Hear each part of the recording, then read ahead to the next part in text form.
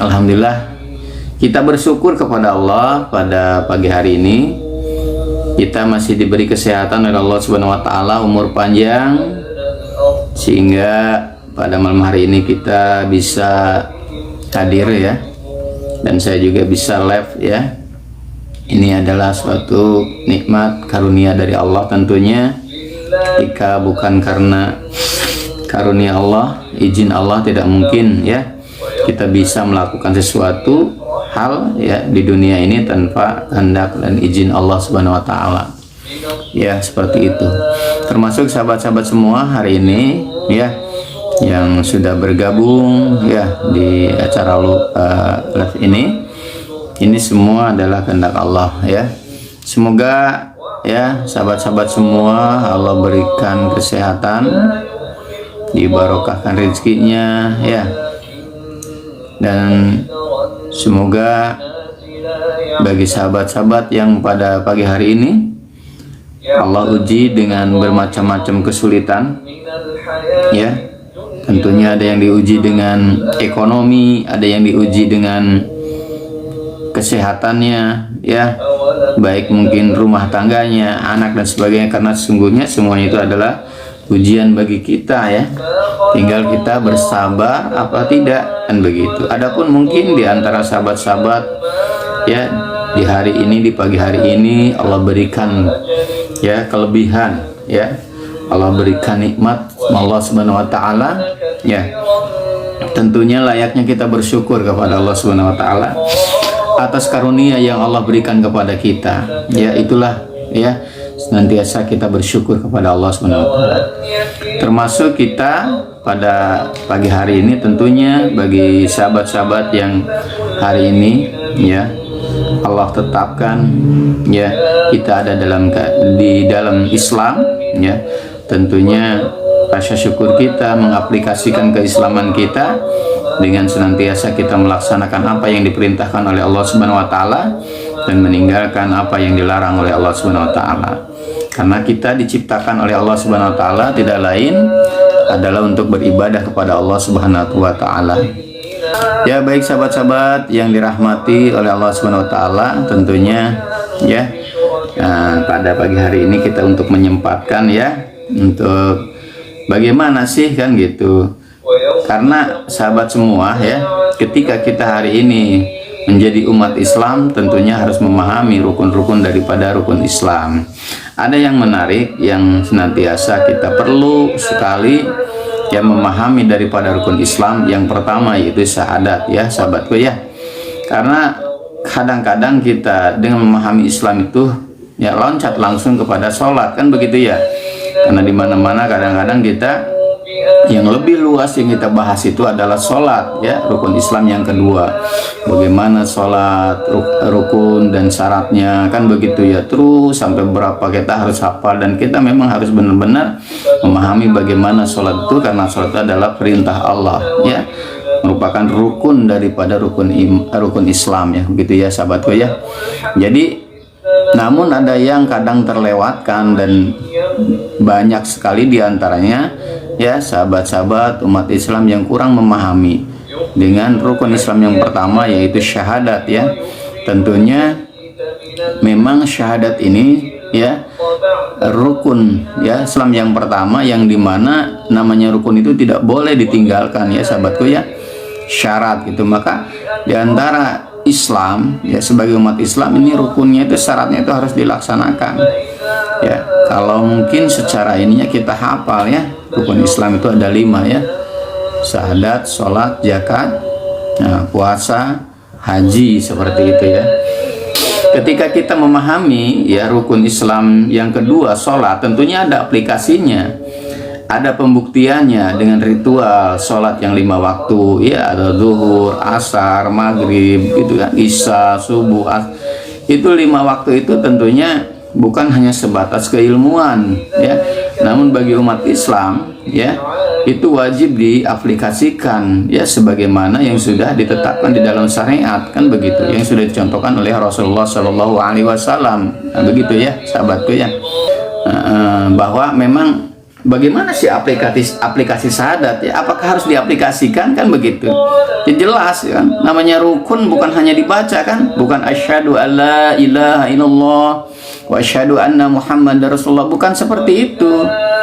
Ya, karena sholat juga tidak cuman kita baca, rukun Islam kedua sholat, rukun Islam ketiga zakat, nggak seperti itu. Tapi ketika kita memahami rukun Islam yang 5 ini, bagaimana sholat itu, berapa waktu kan begitu, sehingga dipelajari dan bukan hanya dipelajari, kita aplikasikan kan. Oh, ada yang namanya sholat zuhur berapa rakaat, 4 rakaat, bagaimana tata cara yang kita pelajari dan kita laksanakan, itu baru kita melaksanakan rukun Islam ya tersebut. Rukun Islam kedua itu sholat.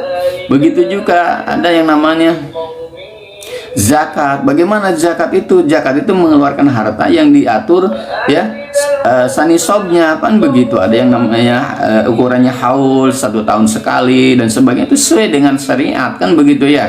Bagaimana cara mengeluarkannya, berapa persen, itu harus dipahami.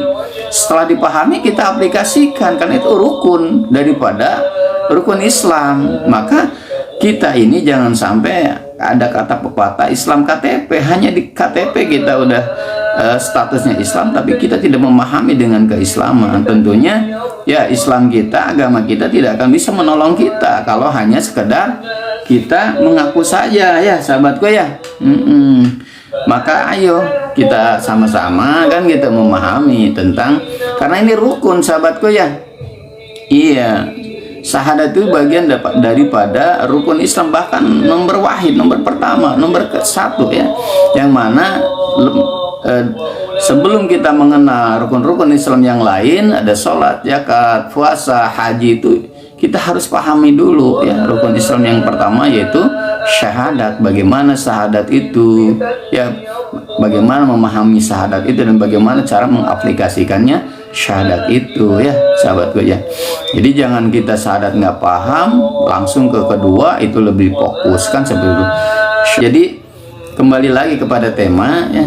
Nah, secara apa namanya lafaznya kan ya, syahadat itu semua mungkin, jangankan kita yang sudah tua ya, sudah janggotan ya, usia sudah puluhan tahun, bahkan mungkin ya sudah kayak saya sudah 52 ya, 52 tahun, kita mungkin jangankan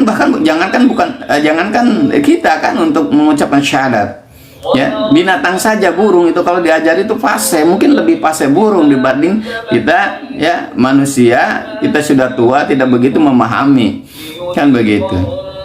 Sering kan, pernah nggak sahabat kita berkunjung silaturahim ke orang, dia punya burung beo ya, dia baca assalamualaikum, assalamualaikum, assalamualaikum kan begitu. Apalagi kalau burung beonya itu tinggal di rumah yang dimana rumahnya itu orang Arab ya.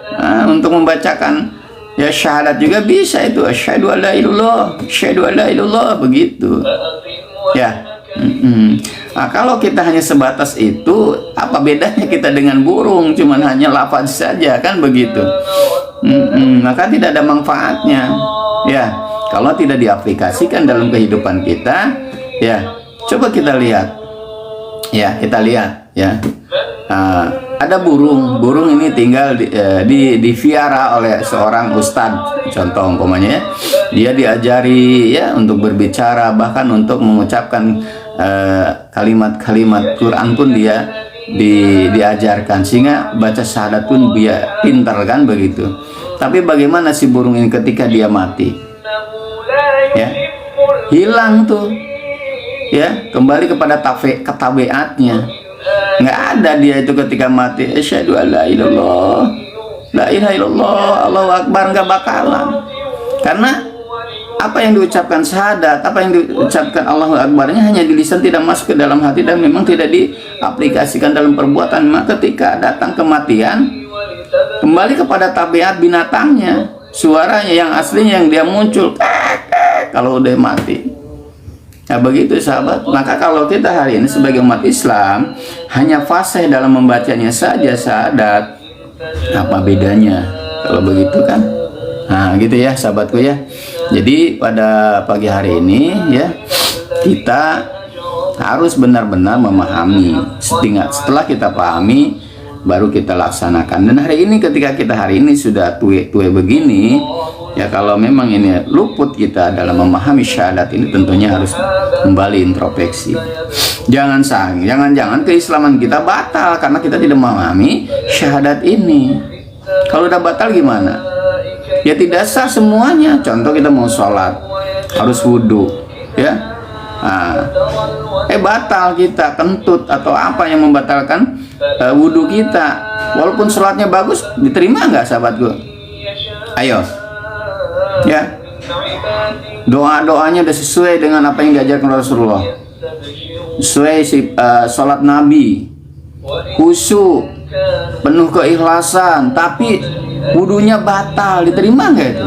Sah nggak sholatnya? Bagaimana sah? Orang syaratnya mau sholat harus wudhu dulu, wudhunya batal. Begitu juga syahadat itu poin untuk menyempurnakan semua amalan diterima itu. Bagaimana dari syahadatnya? Kalau syahadatnya batal, ya sudah, amalannya batal semua, sahabatku, ya. Begitu, ya. Jadi saya di sini bukan istilahnya mengajari ya atau sok ngerti ya. Ya hanya kita sharing saja ya bareng-bareng. Karena saya suka berpikir gitu. Maka saya ketika saya berpikir ya merenung, maka saya jadikan tema. Karena pada hari ini banyak umat Islam yang tidak begitu memahami ya tentang bagaimana syahadat ini. Padahal awal daripada perjuangan Rasulullah SAW ketika dia mendakwahkan tauhid itu, sahabat itu ya, dengan dia menerima keislaman itu, maka dia mengikrarkan syahadatnya di hadapan Rasulullah SAW. Gitu. Bahkan ketika di Mekah selama ya Rasulullah di fase Mekah itu belum turun perintah sholat. Ya, bahkan lebih fokus kepada pengaplikasian syahadat itu untuk dia meninggalkan ilah-ilah selain Allah, seperti itu. Nah gitu ya sahabatku ya. Jadi kita lihat dulu kepada konteksnya, yaitu syahadat ya. Kalau kita pahami lafaznya syahadat itu asyhadu an la ilaha illallah wa asyhadu anna muhammadar rasulullah ya. Ini syahadatain ya. Jadi ada dua persaksian kita ya. Yang pertama kita bersaksi kepada Allah ya. Maka kita ikrarkan baik di lisan maupun hati, kita yakini bahwa tidak ada ilah ya. Harus mentiadakan dulu ilah, sesembahan-sesembahan, aturan-aturan ya. Dulu banyak sesembahan-sembahan yang diaplikasikan oleh orang-orang jahiliyah, yang mana sembahan dan aturannya bukan yang sumbernya dari Allah. Maka berat dulu ya sahabatku ya, ketika sahabat-sahabat Rasulullah itu ya, yang dulunya bukan sahabat, tapi ketika sudah disampaikan dia menerima, mendapatkan hidayah dari Allah SWT, maka dia bersaksi, dia mengikrarkan syahadatnya, sehingga dia sudah paham konsekuensinya. Dia harus meninggalkan ya kebiasaan-kebiasaan, tata cara beribadahnya, yang mana ya itu sudah dilaksanakan oleh sahabat-sahabat Rasul dulu sebelum mendapatkan keislaman seperti itu. Maka dia sudah berikrar kepada Rasulullah ya, kepada Allah, disaksikan oleh Rasulullah. Tidak ada ilah tuh ya. Tuh. Asyhadu alla ilaha illallah. Aku bersaksi tidak ada ilah. Ya, ilah itu kan sembahan ya. Itu ya. Jadi banyak pengertiannya. Jadi yang kita tetapkan di dalam keyakinan kita dan harus kita aplikasikan di dalam kehidupan kita ini, maka ilah-ilah yang sumbernya dari pada Allah. Ya, aturan-aturan yang dari Allah ini yang harus kita laksanakan. Dan kita tidak akan mampu bisa melaksanakan aturan-aturan Allah kalau tidak mentiadakan dulu, membuang dulu, menghapus dari memori kita tentang ilah-ilah yang dulu ditanamkan oleh nenek-nenek moyang dulu. Ya, baik tata cara ibadahnya maupun aturan-aturan yang dilaksanakan di suatu tempat itu, yang mana itu bukan sumber dari Allah, maka dia hilangkan semua, menghapus memori-memorinya, sehingga memasukkan ilahnya Allah, bahwa dia milik Allah dan dia harus melaksanakan semua ilah ya, ilallah ya, aturan-aturan Allah. Begitu ya sahabatku. Tuh. Itu kita harus pahami ya. Maka bagaimana cara kita mengaplikasikan syahadat ya, tauhid ini, syahadat tauhid ya. Berarti kita harus satu langkah pertama, kita harus menerima semua ya aturan-aturan yang sumbernya daripada Allah, perintah-perintah Allah, ya begitu. Nah, baru itu aplikasinya bagaimana? Nah, baru di situ ada perintah Allah sholat, baru kita sholat. Ada perintah zakat, turun tutanya ke sana. Sholat, zakat, puasa dan haji itu dalam rangka aplikasikan syahadat tauhid, persaksian kita kepada Allah, siap menerima aturan Allah. Begitu, dan harus kita meninggalkan, nggak boleh aturan selain Allah kita laksanakan juga, kita yakini aturan Allah, yakini itu tidak boleh. Wala talbisul haqqa bil batil, janganlah mencampur adukan antara hak dan batil, kata Allah seperti itu ya. Nah, begitu ya sahabatku ya. Jadi jangan kita syahadat itu hanya di lisan, bahkan kalau kita pahami kan kita ya di zaman sekarang ya Islamnya Islam keturunan ya. Iya, pernah nggak kita mengucapkan syahadat? Nih saya sudah memahami Islam. Nih siapa saya mau bersaksi nih, mau bersyahadat, ya mencari saksinya. Kalau dulu Rasulullah, mungkin sekarang para ulama atau imam kan begitu kan? Nggak ada kan? Ya udah Islam aja kan? Nggak pernah kita ada ini ya. Maka banyak di antaranya hari ini umat Islam ya tidak begitu memahami tentang syahadat. Langsung kedua kan sholat. Ya seperti itu. Syahadat memahami tapi tidak paham untuk mengaplikasikannya, bagaimana mengaplikasikan syahadat. Jadi sahabatku hari ini ya, bagaimana mengaplikasi syahadat? Syahadat kan ada dua ya sahabatku, syahadat tauhid dan syahadat rasul. Syahadat tauhid asyhadu alla ilaha illallah, syahadat rasul wa asyhadu anna muhammadar rasulullah. Maka ini tidak bisa dipisahkan, kedua persaksian kita kehadapan kepada Allah itu ya di hadapan Rasulullah ya, dan di dalam rukun Islam itu adalah rukun Islam yang pertama, kesaksian kita. Dua poin ini tidak bisa dipisahkan. Ketika kita meyakini bahwa Allah sebagai Rabb, sehingga kita menetapkan semua aturan dalam kehidupan kita ini siap untuk diatur oleh aturan Allah, maka harus meninggalkan aturan-aturan yang bukan sumbernya dari Allah Subhanahu wa taala. Yang kedua, syahadat Rasul, ada persaksikan bahwa kita meyakini bahwa Rasulullah adalah utusan Allah. Maka apapun yang dibawa oleh Rasulullah ya dalam menyampaikan ya wahyu Allah ya, yang mana wahyu Allah ini disampaikan kepada Nabi Muhammad SAW berupa Al-Quran yang hari ini sering kita baca ya, kita tadaruskan. Itu adalah bukti aplikasi bahwa ini semua adalah mewujud meyakini ya persaksian kita bahwa meyakini Nabi Muhammad itu sebagai utusan Allah. Maka kita harus apa? Harus memahami ya bagaimana Rasulullah mengaplikasikan ibadahnya kepada Allah, bagaimana Rasulullah mengaplikasikan kesaksiannya dirinya bahwa dia menerima sepenuhnya ya aturan Allah. Begitu. Maka kata Allah dalam Al-Quran, laqad kana lakum fi rasulillahi uswatun hasanah. Seperti itu ya sahabatku ya. Jadi sudah ada contohnya. Ya, maka kalau kita bersyahadat tidak boleh kita mengingkari apa yang sudah dicontohkan oleh Rasulullah sallallahu alaihi wasallam. Ya itu. Maka kalau itu tidak dipenuhi, tidak diaplikasikan, maka batal syahadatnya. Ya. Begitu. Kita sholatnya rajin, ya. Bahkan bukan hanya yang wajibnya saja, sholat rawatibnya juga rajin, sunnah-sunnah lainnya juga rajin, ya. Tapi nggak mau diatur sama aturan Allah, hanya sebagian saja. Gimana itu? Ya bisa batal itu. Ya, begitu. Maka ini sahabatku, yang paling fokus kita ini pahami dulu syahadat. Jangan sampai amalan kita yang kesininya semuanya tidak dinilai oleh Allah gara-gara yang poin pertama syahadat itu kita justru malah melanggar apa yang sudah kita ikrarkan. Maka bisa termasuk syirik itu kalau kita ya sampai tidak mengaplikasikan apa yang sudah kita ya pahami itu dalam syahadat. Ya, begitu. Kan hari ini banyak umat Islam sholatnya getol, ya. Nah, tapi dia menolak syariat Allah. Ya, ketika ada sebagian umat Islam, ya, yang ingin menegakkan hukum Islam, apa katanya? Luar biasa itu, orang Islam itu, bukan di luar Islam itu, ya. Kalau mau menegakkan hukum Islam, ya pergi dari sini, sana tuh Mekah. Nah itu syahadat sudah batal itu. Emang hukum Allah, hukum Islam itu bukan, ya, bukan pengaplikasian daripada syahadat. Kan sudah dinyatakan asyhadu alla ilaha illallah.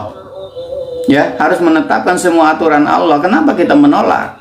Ini udah batal syahadatnya kalau begitu. Kalau batal syahadatnya, bagaimana sholatnya, zakatnya, saumnya, hajinya? Batal semuanya. Karena kita sudah mengingkari syahadat itu. Syahadat itu suatu pengikat amalan kita. Walaupun di dalam ini bahwa sholat itu ya tiangnya din, begitu kan? Bisa dikatakan wadahnya amalan. Kalau kita tidak sholat, bahkan bisa apa yang membedakan antara kafir dan Islam itu yaitu sholat. Nah, ada begitu ya keterangannya. Namun sholat ini pun tidak akan diterima oleh Allah kalau syahadatnya batal. Ya, gambarannya syahadat itu kayak wudhu lah kalau mau sholat. Maka hari ini bagaimana kita mengaplikasikannya? Begitu, mengaplikasikan syahadat itu harus mentiadakan ilah-ilah, ya, menghapus memori kita yang dulu kita yakini bahwa ini yang terbaik, ya, ini aturan yang baik, ini aturan yang adil, ini tata cara yang baik. Ternyata ketika kita pahami hari ini, pelajari Islam, oh ternyata, ya, nah syahadat itu akan memberikan furqan kepada kita. Oh ini bukan dari Allah, maka tinggalkan. Ya, oh ini aturan Allah, maka kita harus tetapkan. Maka coba sahabatku, kalau syahadat hanya diucapkan, kenapa Bilal bin Rabah, orang yang paling terhina, dia sebagai budak yang tidak ada harganya di kalangan budak-budak yang lain, ya Bilal bin Rabah itu udah rendah sekali. Tapi ketika dia menerima dakwah Rasulullah SAW terus dibebaskan oleh Abu Bakar, ya, dia jadi menjadikan sorotan bagi orang-orang jahiliyah, ya, sehingga bagaimana dia disiksa, suruh keluar lagi dari keislamannya, ya, masya Allah itu, ya. Jadi kalau cuman syahadat, apa sih reaksi yang sampai ya begitu kejamnya menyiksa Bilal bin Rabah, ya, hanya sebatas cuman syahadat doang. Coba renungkan sama sahabat semua. Kan kita sering ya memahami, ya, sering diceritakan oleh ustadz-ustadz bagaimana sejarah, ya, Bilal bin Rabah ketika menerima keislaman, ketika dibebaskan dari perbudakannya oleh sahabat, ya, oleh orang-orang Islam. Masya Allah itu sampai dijemur di padang pasir, ya, seperti itu. Bahkan ada lagi sahabat yang tidak kalah kejamnya, disiksa oleh orang-orang jahiliyah, Yasir, sampai keluarganya dibunuh semua, dipancung, luar biasa, dipancung dari bawah itu, ya, sampai masya Allah, ya, merinding kita. Coba kalau kita pikir, apa sih cuman syahadat, asyhadu alla ilaha illallah, asyhadu anna muhammadar rasulullah, kok begitu kejamnya sampai disiksa, diusir, dibunuh? Coba, ya, karena orang-orang terdahulu itu memahami syahadat itu bukan hanya ucapan, tapi harus benar-benar dia siap, begitu konsekuensinya. Ya, itu sahabatku. Jadi kita ini pemahamannya jangan sampai hanya sebatas asyhadu alla ilaha illallah, asyhadu anna muhammadar rasulullah, udah. Ya, begitu. Jadi kembali lagi ya sahabatku ya. Kenapa? Ya, dulu para sahabat yang ketika didakwahi oleh Rasulullah, ya, sahabat-sahabat yang menerima Islam, menerima dakwah Rasulullah, dia bersyahadat, menjadikan sorotan, ya, menjadikan perhatian oleh orang-orang jahiliyah di saat itu, di kala itu. Maka kita bisa baca, bisa dengar kisah-kisah sejarah-sejarah sahabat-sahabat yang dulu dia masuk Islam, nggak ada ya yang tidak mendapatkan siksaan, intimidasi dari orang-orang jahiliyah, semuanya, ya. Bahkan ada yang namanya seorang pemuda anak kaya raya itu, ya. Siapa dia? Kalau nggak salah itu Mus'ab bin Umair ya, kalau nggak salah itu. Kalau salah betulin ya sahabatku ya. Dia seorang pemuda ya, masya Allah, terkenal pemuda yang kaya raya itu ya. Diam-diam dia ya memahami dakwah Rasulullah dan dia menerima keislaman dan dia bersyahadat ya, sampai akhirnya dia dipanggil, dihakimi oleh keluarganya, bahkan dia sampai dikurung ya, supaya dia meninggalkan ajaran Muhammad, meninggalkan Islam. Coba kalau cuma syahadat, sekarang ada nggak yang syahadat itu ya? Islam nih, Islam, orang Islam yang diintimidasi, nggak ada ya, nggak ada. Kenapa? Karena Islamnya tidak memahami syahadatnya. Coba kalau memahami syahadatnya diaplikasikan, sudah intimidasi itu ya. Begitu sahabat, itu yang jadi permasalahannya ya. Maka Mus'ab bin Umair ini ya sampai dikurung sama keluarganya ya, dikurung terus, bahkan nggak dikasih makan supaya keluar. Tapi apa keimanannya, masya Allah ya, dia tetap ya, nggak keluar sampai akhirnya diusir. Kalau sekarang mungkin dicoret dari warisnya, ya kan begitu. Kamu kalau ngikutin Muhammad, udah, kamu sudah bukan keluarga lagi, diputus tuh. Ya, kalau ntar nggak dapat warisan, kalau sekarang kan begitu mungkin. Ya, seperti itu. Sampai akhirnya pergi itu, ya diusir. Nggak boleh ada pakaian apapun yang dibawa. Masya Allah. Maka ketika itu kita pahami, ya Mus'ab bin Umair itu yang tadinya masya Allah orang pemuda yang kaya raya ya, bahkan kalau dia lewat sudah khasnya itu udah ketahuan gitu, udah kecium ya. Kalau lewat tuh wangi ya, orang kaya raya. Kalau dulu di zaman dulu mungkin ya, zaman tahun berapaan tuh kan wanginya minyak orang aring ya. Itu pakai minyaknya, oh minyak orang aring kan begitu ya. Nah seperti itu ya sahabatku ya. Jadi Mus'ab bin Umair itu kalau lewat di depan orang-orang yang ini udah khasnya tuh, bahkan konon katanya kan sebelum nyampe saja udah kecium tuh wanginya, orang kaya ya. Namun bagaimana ketika dia menerima keislaman, dia disiksa oleh keluarganya, dia diusir, masya Allah, dia meninggalkan rumah dengan hanya pakaian saja yang nempel di badannya. Masya Allah, luar biasa tuh sahabat, menerima keislaman apapun risikonya. Orang-orang terdahulu itu luar biasa sampai seperti itu ya. Tuh Yasir disiksa ya, orang tuanya dimatiin semua, diintimidasi, termasuk Rasulullah SAW dalam menyampaikan syahadatnya ini ya, keislamannya ini, sampai yang tadinya gelarnya dia Al-Amin ya, gelar Al-Amin itu sebelum dia menyampaikan Islam itu. Memang Rasulullah SAW itu sudah termasuk ya, dari lahir sampai masa menerimanya wahyu 40 tahun, usia 40 tahun itu sebelum menerima Islam itu orang yang benar-benar luar biasa. Sudah tidak diragukan lagi kejujurannya, amanah, seperti itu. Bahkan punya gelar Al-Amin itu sebelum Rasulullah menjadi Rasulullah ya, seperti itu.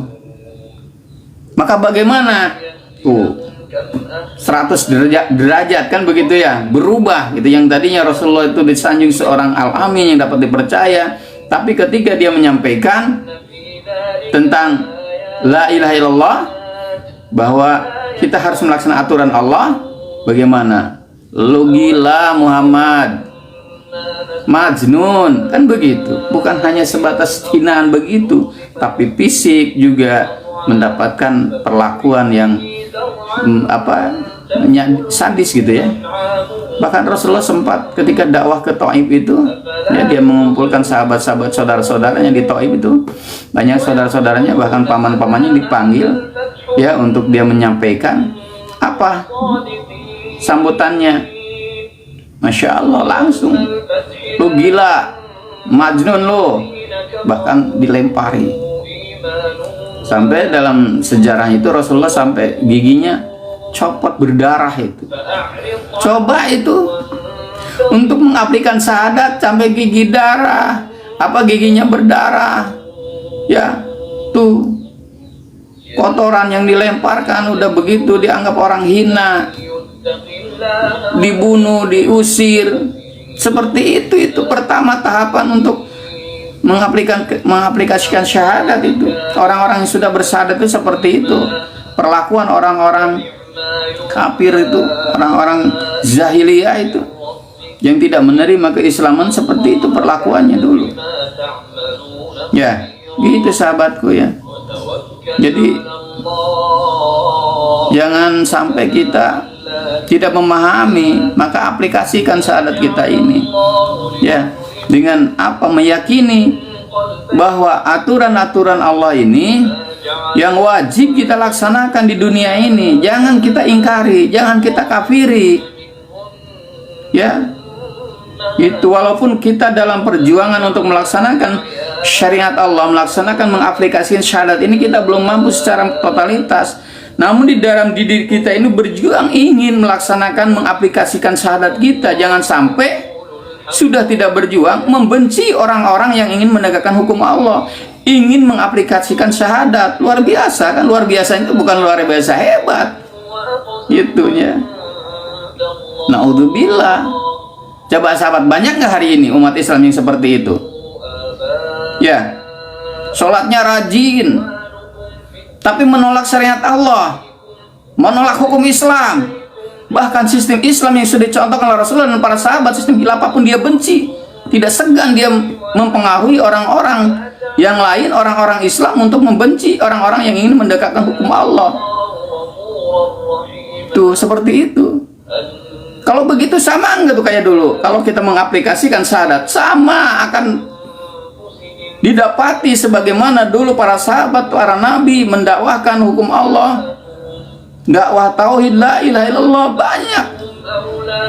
Di antara orang-orang yang menghinakan, bukan hanya dengan ucapan, cibiran, bahkan fisik. Begitu sahabatku. Coba sekarang. Ya, jadi Islam itu bukan hanya sholat, zikir. Bukan. Zikir itu mengingatkan kita bagaimana supaya selalu ingat la ilaha illallah, tidak ada ilah selain Allah. Sehingga mantapkan di dalam keyakinan kita, aplikasi dengan keperbuatan, bagaimana hukum Allah bisa tegak di muka bumi ini. Orang yang tidak paham kita pahamkan, kita dakwahi sebagaimana dulu Rasulullah. Ketika dia menerima perintah dari Allah Subhanahu wa taala untuk umat manusia itu melaksanakan hukum Allah, karena manusia yang menciptakan adalah Allah. Bumi yang menciptakannya Allah, bukan nenek moyang kita. Ada nggak dalam sejarah siapa namanya yang bisa menciptakan gunung, ya, langit? Kalau yang bisa menciptakan listrik, kita bisa telusuri siapa ini awalnya yang bisa menciptakan adanya listrik. Ada sejarahnya manusia. Ya, siapa yang bisa menciptakan awalnya ada kapal terbang? Pasti ada.